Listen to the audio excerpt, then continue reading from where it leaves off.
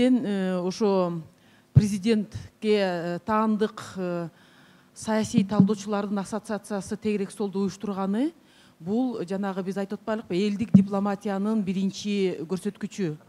Биз ошол жака барганыбызда бул мен ойлойм кандай бир кадам болду да. Экинчи жакшы жагын мен ошол барып жолугушуудан эмнеден көрдүм? Ал жыйынга Өзбекстандын эки жакшы эксперттин саясий талдоочусун чакырып, Азербайжандан келиптир, Россиядан, Евразестен эки өкүлү келиптир. Ошондой чоң форматта эң башында ушу кандай жолдору бар деген нерселерди талкуулап, баягы Турция менен Россиянын ортосундагы мындай пикир келишпештиктерде Нурсултан Абишевич барып медиатор болгондордун баарын айтып, дагы бир кандай бир башка деңгээлде сүйлөшүүлөр болгон. Бул да жакшы, мен үчүн аябай жакшы мындай жыйындын башталышы болду да.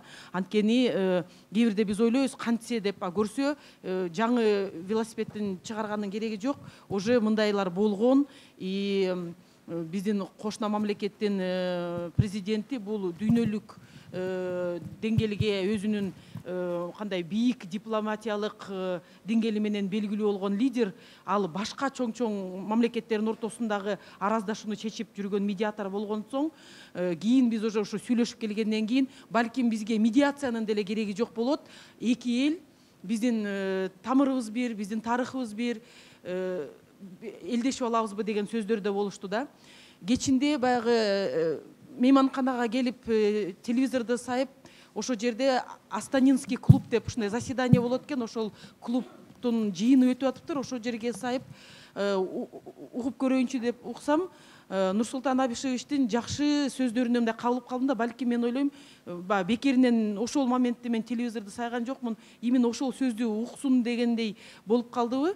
Ал айтты, биз Кудай кошкон кошунабыз. Биз кошуна болуп жайгашкандан кийин муну эч ким өзгөртө албайт. Анан жана орусча айтканда политика добрососедствону биз өрчүтүшүбүз керек. Биз бир тууган элбиз деп ошентип сүйлөшүп атканы мен үчүн аябай ошол жерге баргандын дагы бир эртең кандай сүйлөйбүз, эмне кылабыз дегенге чоң түрткү берди да. Ошон үчүн баягы биз жыйындан биз буну сүйлөшүү жолу менен чечип алганга, элдик дипломатияны колдонгонго кудуретибиз жетет деген маселе болду да. Ошондон улам баягы ал жерде дагы таарыныштар айтылды, бирок биз түшүнүшүбүз керек. Мен өзүмдүн өлкөмдө жүргөндө, мен өзүбүздүн президентибизди урушканда мен ойлонбой эле уруша берем да. Ал туура эмес иш жасай турган болсо, эмне үчүн ушул жасалып атат деп. Бирок башка мамлекетке чыкканда, биздин эле президент жөнүндө башка бирөө айтса, уже ичиң тари түшөт экен. Анткени кандай жаман болбосо да, ал биздин атабызбы, лидерибизби деп ушундай көрүнөт экен да. Ошондон улам казак бир туугандарыбызга дагы эмне үчүн биздин лидерге башка мамлекеттин президенти ушундай сөздөрдү, баягы дипломатияга туура келбеген, президенттин деңгээлинен түшүп кеткен бир сөздөр менен аброюна шек келтирип атат деп, алардын ачууланганына мен түшүнүп турдум да. Анысы аз келгенсип, биз баягы шайлоо учурунда айтылып кеткен сөз деп айталык десек, андан кийинки сөздөрүндө дагы мен ошол сөздөрүмдү тастыктайм деп айтып кеткени бизди баягы таптакыр эле мындай ыңгайсыз абалга келтирди да. Анткени себеби президент 15 ноябрда кайра эле өзүнүн сөзүндө мен ушул сөзүмөн артка тайтпайм дегенди айтып кетти. Бирок бүгүнкү күндө мен буга чейин Токтой эме же Клара Сыракбековна айткандай, кайра эле президенттерди айта берсек, биз алардын маанисин көтөрүп, алар ключевой фигура экенин тастыктап отура берет экенбиз да. Анан бүгүн ойлоп атабыз, 24-түү келсе биздин жашоо оңолот депчи. Биз кайра эле баары Сооронбай Шариповичтин колунан кызыктар турбайбы деп берсек, биз кайра эле ушул эле ситуациядан чыга албай отурабыз да. Ошон үчүн биз парламенттик мамлекетке өткөндөн кийин биз ошол жерден да айттык да, келгиле, биз башка деңгээлде чечелик, кечирим сурагыла деп бул маселеге кайра акцент жасап, өзүңөрдүн мамлекетиңерде дагы бул маселени раскачивать этпегиле деп. Алар бизге даже телевизионный площадка берди. Мен барып 40 мүнөттүк передачасында сүйлөп бердим. Казак бир туугандарга кайрылдым. балким кандай бир үчүнчү күчтөр бар кызыктар. Анткени биздикинде эле болгон ар кандай телевидениялар бар экен. Баягы тетиги тарыхый бир маселелердин баарын чыгарып, кандай бир ушул маселе мындай курчуп кеткенде кызыктар болгон. Ошон үчүн ачууга алдырбайлык, кетип аткан президенттер ачууга алдырып коюшуптур. Ошондой өзүнүн сүйлөө манерасы бар экен.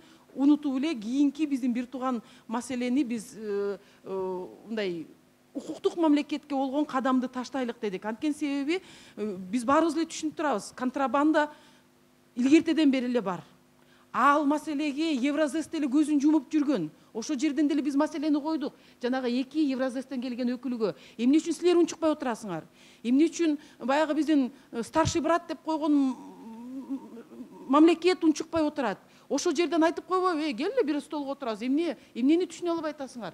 А Евразес биз бүгүн айтпашыбыз керек только биздин фермерлер акча жоготуп атат деп. Алардын ачууланганын да түшүнүш керек. Евразес канча деген акчаны контрабандадан жоготуп атканын. Ошон үчүн бир эле нерсе, ушул конфликтти биз деген позитивдик руслага жиберип, биз муну деген келе кайра эле көздү жумуп коюп ушул бойдон улантып кетебиз дебестен, контрабанда маселени биз чечишибиз керек. Анткени себеби контрабанданы жойсок, биздин бюджетке акча түшөт. А биздин жанагы чиновниктердин чөнтөгүнөн биз деген бурушубуз керек бюджетке акчаны. Анткени ошол чиновниктин чөнтөгүндөгү акча шайлоо учурунда колдонулат дагы, биздин бийлик оңолбой атканы жалаң ушул коррупция, шайлоо учурундагы коррупция болуп атат. Ошон үчүн ушул конфликт болдубу, келгиле ушунун негизинде биз жакшы позитивдүү руслага чыгып, чын эле биз медиатор болобуз. Ошон үчүн резолюцияга киргизе турган менин сунушумда Рита Рахмановна, бир эле сунушум. Бул жерде мындай даже нерселер жазылып калыптыр. Бир дагы укук коргоо тиги организация үн катпайт депчи. Эми ар бирибиз эле сүйлөп атабыз, а мынчалык прям үн катканга эмне керек деген маселеде келе медиатор болуп туруп, бул маселени жанагы элдик дипломатиянын алкагында чечип, ушул жыйындагы элдик дипломатиянын кийинки кадамы болсун да. Рахмат. Чоң рахмат.